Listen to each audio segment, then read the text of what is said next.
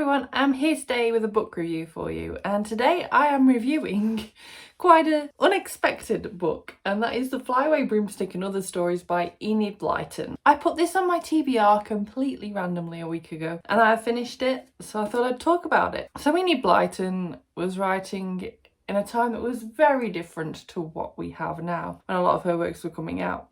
And so a lot of her work, I have noticed in the past, has not stood up to the test of time. This, however, didn't do too badly. So this is a series of short stories and they vary in subject matter. Now, a few of these stories are linked to each other, some of these stories are linked to some of her other work, and some of them there's just like a hint of what could be links to her other series that I picked up on. There's probably more in here that I didn't pick up on because I've not read a lot of her work by a long shot. I'd like to eventually. I really enjoy Enid Blyton stuff. It's just so wholesome, and anything that is offensive in that, as I said, it was such a different time, and while that doesn't excuse it, in my eyes it kind of does, because she wasn't any the wiser, she wasn't more educated on the likes of racism or fat shaming, which is something I more came across in this. I didn't come across any racism in this one. So yeah, I can't remember where I got this book from. I've had it since I was a child. It doesn't strike me as a typical got from a bookshop kind of book. I know it has the barcode on the back, but there's really nothing else to it. And I'm wondering if I got it maybe in a magazine, or I don't know. But yeah, I don't know where I got this from. And let's just talk about some of my favourite stories first of all, because the thing I learned very quickly when picking this book up is the reason why I loved Enid Blyton stuff as a child is because it's just so wholesome, educational at times, full of cute animals a lot of the time, and just really sparks that childhood imagination that you can have. So favourites, Smokey and the Seagull. So this was about a cat called Smokey. He'd also got a friend called Sooty. This stood out in my head because when I was little I had a cat called Sooty.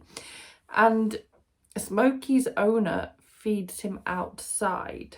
And a seagull had been stealing his food. And it's just the fun way that these cats discuss this and then try and solve this problem. It was so much fun. I also really enjoyed the Careless Kitten. You'll notice another cat one. And this one was so much fun because it was about a cat, or kitten rather, that was just burning through its 9 lives. The Smelly Little Dog wasn't a lot of fun, but that one was just absolutely heartwarming. It's the dog that has ended up as a stray and manages to worm its way into a family's life one day, even though the mum, when they first bump into this dog, is just like, ooh, yuck, smelly little dog. What else was really good? Amelia Jane in Trouble Again. I had a lot of Amelia Jane books as a child, and so that one was like a guaranteed I'm going to really enjoy reacquainting with this character. Although it was a very short one, that one.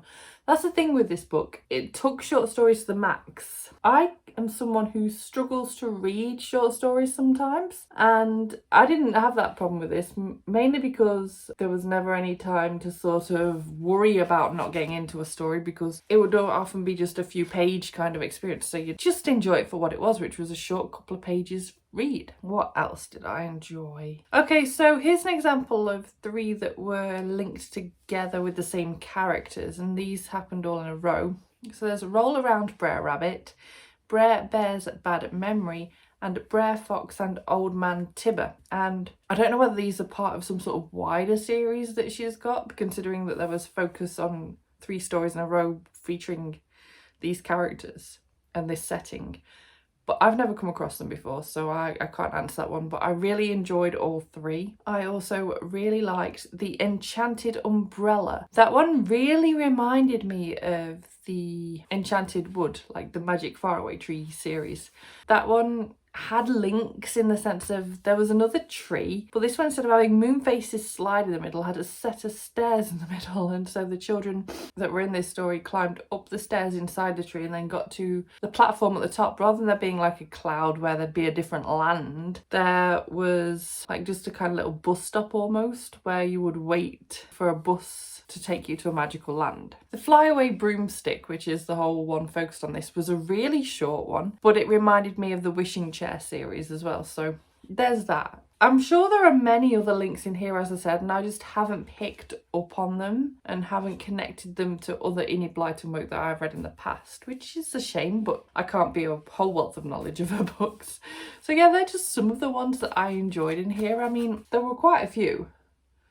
Like, plenty of choice there. So on to Standing the Test of Time. As I said, I really feel that overall this one has stood the test of time. There was no racism that I noticed. I mean, maybe I fell asleep while reading for a couple of pages.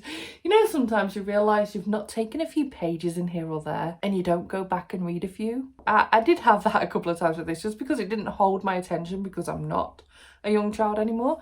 I did enjoy some of the stories as an adult, and it was just what I needed with being back to work and struggling to concentrate on reading again while being tired from work. So it was what I needed in that sense, but even then my mind struggled a little bit. It's a lot right now to be back at work after 6 months off. And so yeah, my brain was just like, I'm just gonna snooze for this page. And I'd still get the overall gist of each story. I just can't remember every single page of what I read.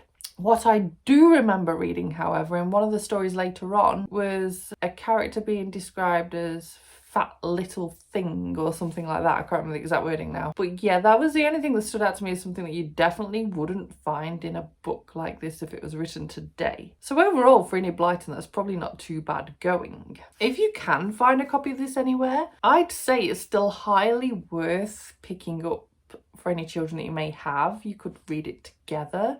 As I said, I think a lot of the stories still stand up. So I found with Enid Blyton's writing, you always get a lot of things teaching children to be polite. There's so much focus on manners in these books and being grateful for what you have, and just truly heartwarming stories and little introductions to fantasy directions here and there.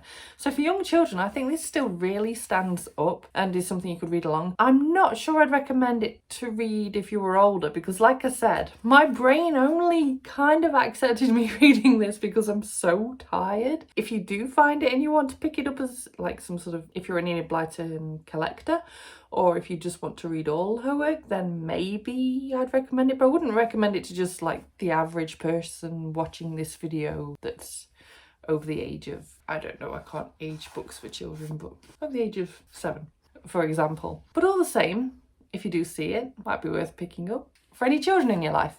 So yeah, overall, I gave this book 3 stars. I thought it was very difficult to rate, because I absolutely adored some of the stories. Some of them I found a bit more dull, but they weren't terrible. Like, for someone who hates short story collections, I actually had a great time with this. But I am not the target audience, and that obviously really showed in my enjoyment overall. So yeah, I thought that 3 stars was quite fair. If I was having a more generous day, I'd probably get a 4. I'm happy with the whole experience of this, and I'm really glad that I chucked it on my TBR out of nowhere, because it just appealed to my tired brain last week. And I mean, it's not the shortest of reads. I mean, it's got a very big font, but it clocks in at 382 pages. It has cute illustrations in it, such as that one there, which is the last one, which is just a short little poem. But there are quite a few other illustrations throughout. They're not anything major special, but they were certainly fun to check out as I came across them. And so yeah, I just thought this was a really cute little book. There's a squirrel to end on. So thank you so much for watching this review. If you liked it, please give it a thumbs up. Check out other reviews that I have been linking in the cards throughout the video, and also the description down below if you are interested in Enid Blyton stuff. I've definitely reviewed a few of her other books and plan to do more in the not too distant future. Subscribe by clicking the image of me if you want to see more book reviews and other bookish content from me, and I will see you soon. Bye bye!